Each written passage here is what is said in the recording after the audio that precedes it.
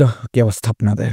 আজকে আবার চলে আসলাম নতুন একটি ভিডিও নিয়ে। আজকের ভিডিওটি আপনারা আমার চেনা সুপরিচিত ব্যক্তিকে নিয়ে করা, the one and only hero Alam. না, আগের হিরো আলম না, সে বর্তমান আগের থেকে অনেক আপডেট হয়ে গেছে। দেখতে শুনতেও দেখতেছি মাশাআল্লাহ। আলম ভাইকে রোজ করি না, অনেক দিন হয়ে যায়, তাই চিন্তা করলাম আলম ভাইকে নিয়ে একটা ভিডিও বানাই। তো বকবক বন্ধ করে আজকের ভিডিওটি শুরু করা যাক।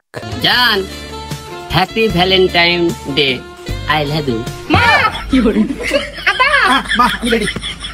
আসলে এই বিষয়টা দেখে আমার হিরো আলমের উপর অনেক আফসোস লাগতেছে, কারণ যখন সে কাঠবাদুর ছিল তখন তো তাকে মেয়েরা পাত্তা দেওয়া দূরে থাক, ঘরের কামের চাকর রাখতে চাচ্ছিল না। এখন যখন সে দেখতে শুনতে মোটামুটি খারাপ না, এখনো সে বেজ্জুদি অপমানি হচ্ছে।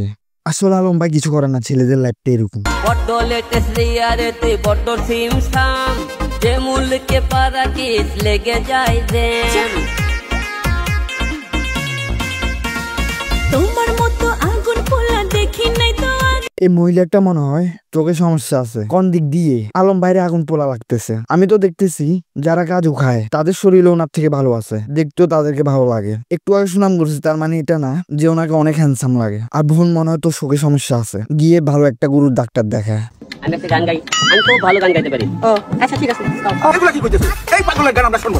এর গান শুনতেই হবে আপনাদের, এর গান আজকে শুনতেই হবে। আমি গানটা দিচ্ছি, ভালো লাগবেই লাগবে। এই মহিলাটা মনে হয় আসলে একটা ম্যাড না হলে এত বড় দুঃসাহসের কথা কিভাবে বলো? মানে এর গান শুনতে হয় বাধ্যতামূলক। মানুষে যখন এর গান বাধ্যতামূলক শুনে তখন নির্যাতনের লেভেল কতটুকু পার হবে এটা আমি কল্পনা করতে পারতেছি না। এমনি তো অনেক ভালো আছি ভাই, এখন আর ওনার গান টান শোনা লাগে না, আসে না। তার ভিতরে এই মহিলাটা আমাদেরকে জোর জাবাস্তি নির্যাতন করতে চাচ্ছে।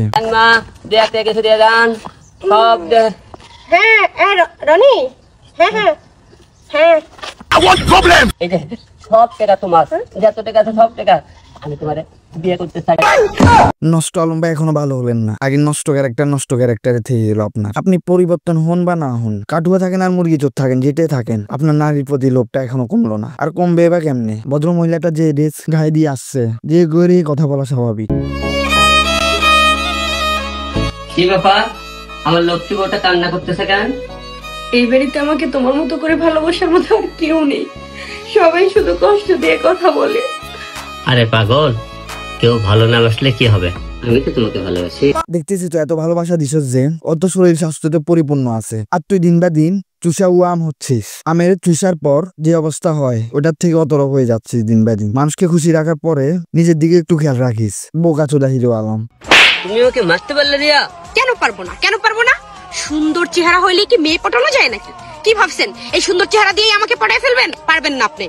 না, তোমাকে পটাবে না পারবে এটা পরের কথা। তুমি তার ভিতর সুন্দর চেহারা কোথায় বা দেখলা? মানে তুমি পটবা তো পরের কথা ভাই। মানে ওনার সুন্দর চেহারাটা তুমি কোথায় দেখলা? আমি তো কোথাও ওনার সুন্দর চেহারা দেখতেছি না। আমি বারবার বলতেছি তোমার মনে চোখে সমস্যা আছে বোন, তুমি গিয়ে একটা ডাক্তার দেখাও, আর না হলে গরুর ডাক্তার দেখাও। অন্তত গরুর চোখ যখন ফিট থাকবে তখন মেনে নেবো যে তুমি গরুর চোখ দিয়ে তাকানোর কারণে তাকে মনে সুন্দর লাগতেছে। আর ভাই আপনার কাছে যদি মনে হয় এর খুব ইমার্জেন্সি গরুর ডাক্তার দেখানো প্রয়োজন, তাহলে অবশ্যই ভিডিও নিচে থাকা হোয়াইট সাবস্ক্রাইব বাটনটা প্রেস করে দিবেন। তো ভাই দাদা আজকে ভিডিও পর্যন্ত, তোমার কি করবে? আমরা তো হাসবে, তো হাসতে ভালো থাকো, দেখা হবে নতুন একদিন অন্তে।